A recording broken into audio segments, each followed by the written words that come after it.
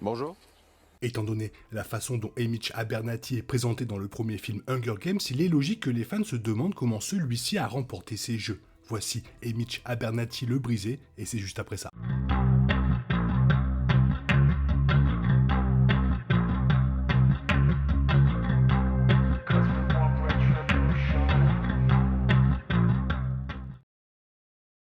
Haymitch était l'une des figures les plus polarisantes de la franchise Hunger Games, et cela provenait en grande partie de ce que les fans n'avaient pas vu. Woody Harrelson a joué le personnage dans les films basés sur l'histoire de Susan Collins. En tant que seul mentor du District 12 pour Katniss Everdeen et Peeta Mellark, il a été révélé que Haymitch avait remporté l'événement annuel alors qu'il n'avait que 16 ans. Comme les mentors sont composés d'anciens vainqueurs des Hunger Games, il est difficile de croire que Haymitch, un homme buveur et initialement indifférent, puisse réellement gagner. Cependant, la vérité derrière sa victoire est révélée dans le deuxième livre, L'Embrasement, bien qu'elle ait été largement exclue de l'adaptation cinématographique. Étonnamment, Haymitch s'avère avoir utilisé sa ténacité et son intelligence contre les autres tribus, mais non sans conséquence. La vérité derrière la façon dont Haymitch a remporté les Hunger Games explique beaucoup de choses sur son personnage et est liée à l'histoire globale de plusieurs manières importantes. À 16 ans, Haymitch a été récolté lors de la deuxième édition d'Expiation des Jeux, qui était le nom spécial des 50e Hunger Games. L'autre tribu du district 12 était une fille nommée Mézilée d'honneur, avec qui il a formé une alliance pendant une brève période dans l'arène, combattant les mutants mortels et les tribus de carrière. Alors qu'il combattait certains des autres tribus avec un couteau qu'il avait acquis de la Corne d'Abondance, Mézilée a sauvé la vie de Haymitch en tuant un attaquant survivant. Alors que le nombre de tribus diminuait, Mézilée est partie seule. Peu de temps après, elle fut victime d'oiseaux de couleur rose.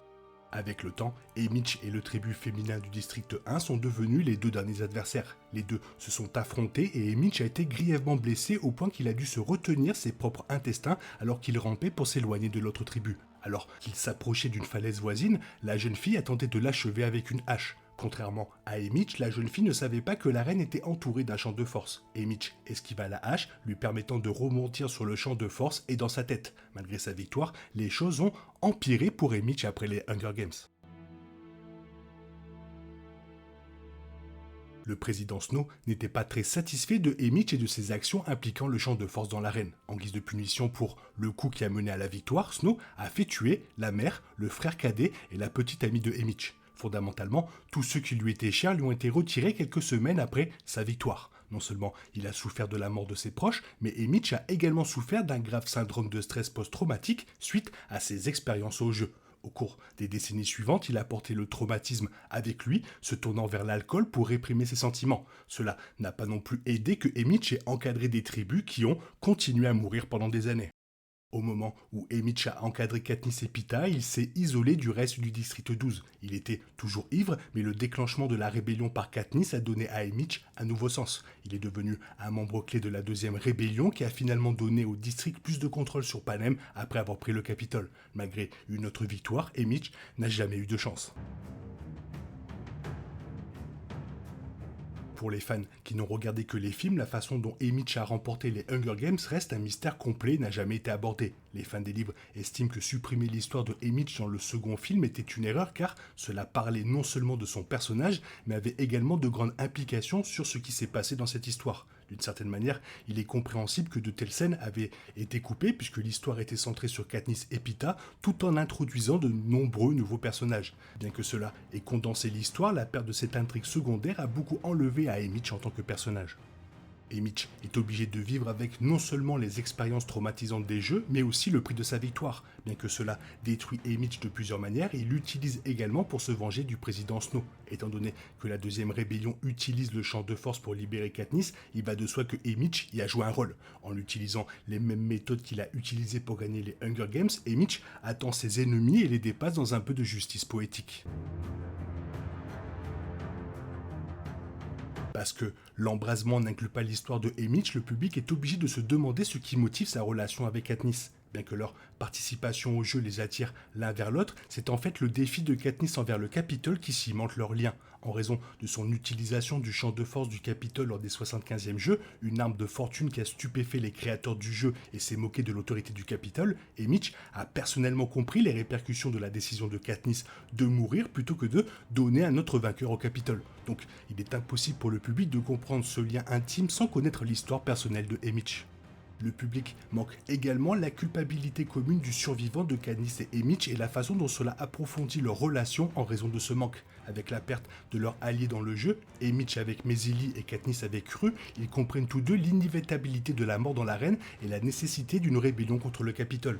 D'autres tribus comme Pita n'ont pas souffert du traumatisme émotionnel et de l'impuissance liée à la perte d'un allié uniquement pour remporter les jeux. Cette culpabilité partagée expliquerait également pourquoi Haymitch promet à Katniss qu'il fera tout ce qui est en son pouvoir pour protéger Pita lors de leur deuxième jeu, car il sait qu'elle ne peut plus être exposée à ce genre de chagrin.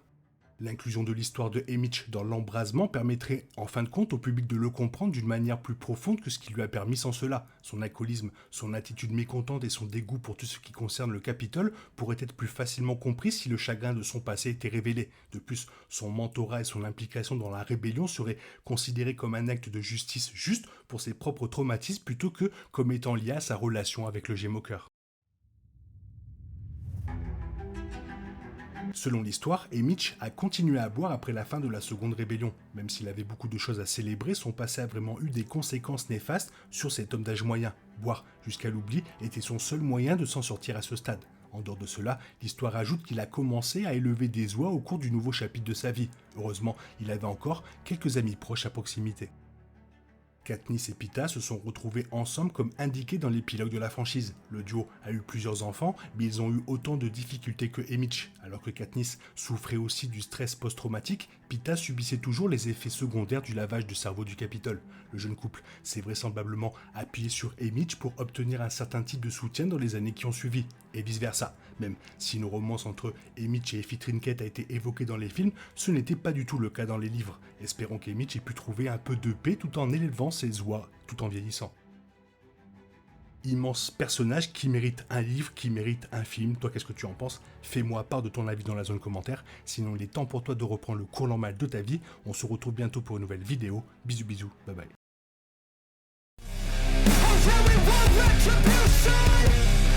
Oh yeah, we want retribution.